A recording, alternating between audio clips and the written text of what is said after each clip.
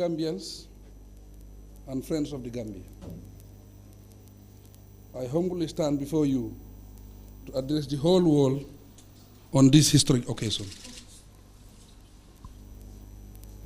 This is a day no Gambian will ever forget in one's lifetime.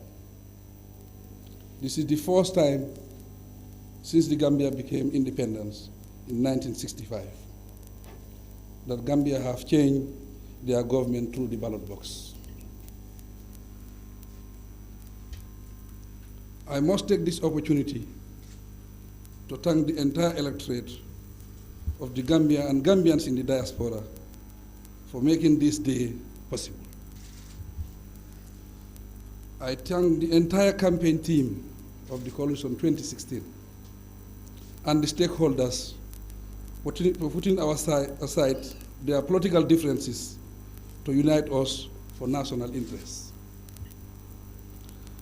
Distinguished ladies and gentlemen, allow me to register special appreciation to Her Excellency Ellen Johnson Sirleaf, the President of Liberia and the Chairperson of the Authority of Head of States of ECOWAS, for her personal commitment and tireless efforts towards resolving the political crisis in the Gambia.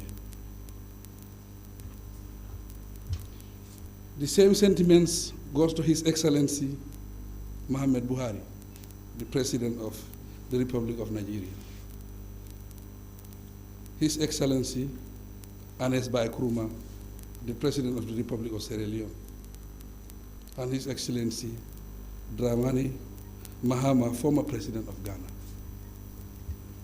I must also express profound gratitude to ECOWAS, AU, the Security Council, the United Nations, and all friendly nations who stood during our time of greatest need. I wish to thank His Excellency Macky Sall, President of the Republic of Senegal, for hosting hospitality accorded to me and my delegation at the request of ECOWAS Chair. This is what it means to be part of a community of democratic nations. Exceptional circumstances has compelled me to be sworn here today and does not permit all those who made this day possible to be present. It was later realized that the loser of the elections may not fulfill the mandate of caretaker government and facilitate a proper inauguration with the full support of all state agencies. In fact, 2 days before the term of the office of the incumbent expired, a state of emergency was declared. A state of emergency was declared. However, the Constitution of Gambia does not permit any lawmaker to deprive a citizen of a right that is already acquired. My right as a winner to be sworn in and assume the office of president is constitutionally guaranteed and irreversible.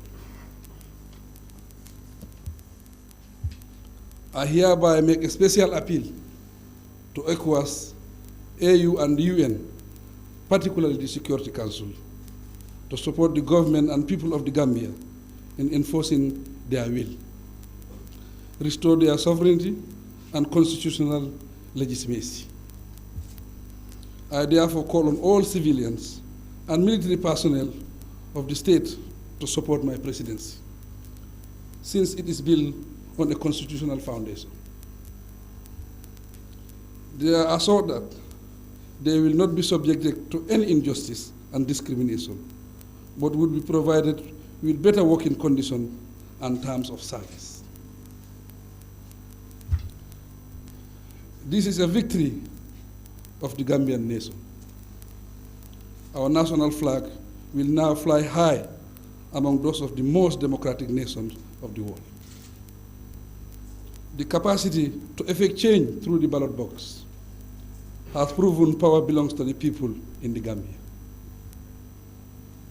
Violent change is vanished forever from the political life of this country. All Gambians are therefore winners. There is no loser in this election. It is a fact that we contested election on the basis of political diversity, but we build nations on the basis of national unity. We are here assembled as one Gambia, one people, and one nation. Throughout our campaign, we promised to unify our diverse people so that each would take ownership of the country, irrespective of ethnic origin, religion, gender, or other differences. Today, most Gambians are united in order to give Gambia a new start. Hence, as of today, I am the President of the Gambia, regardless of whether you voted for me or not. We could now become the architect of our democratic republic that is built on the pillars of good governance, rule of law, respect for fundamental rights and freedoms. My government will implement comprehensive reforms. This includes constitutional, institutional, and legal reform to expand the democratic gains we have made. Your Excellencies, honorable guests, fellow Gambians, I belong to the generation of children who were born in 1965. With the Gambia becoming independence, I believe in the wise saying that to whom much is given, much is expected. I established a think tank, the Agency for Sustainable Social Economic Development, ASEED. This will bring experts on board to share their knowledge and skill in order to put in place an inclusive development agenda. Your Excellencies, honorable guests, and fellow Gambians, I would like to conclude by saying, men and women of this nation join hands to effect change that was in the making for decades. This is a change that should bring liberty and prosperity to everyone and not to be discriminated on basis of gender, religion, or ethnic origin. We are now determined to build a Gambia where merit and what you know counts more than whom you know. As the Commander-in-Chief of the Armed Forces, I call on all personnel of the Armed Forces and other security agencies to remain loyal to the Constitution and the Republic. I command the Chief of the Defense Staff and other officers of high command to demonstrate their loyalty to me as their Commander-in-Chief, without any delay. I command all members of the armed forces to remain in their barracks.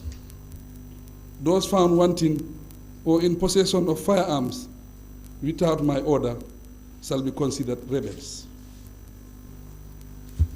Gambia is our homeland. It demands our love and loyalty.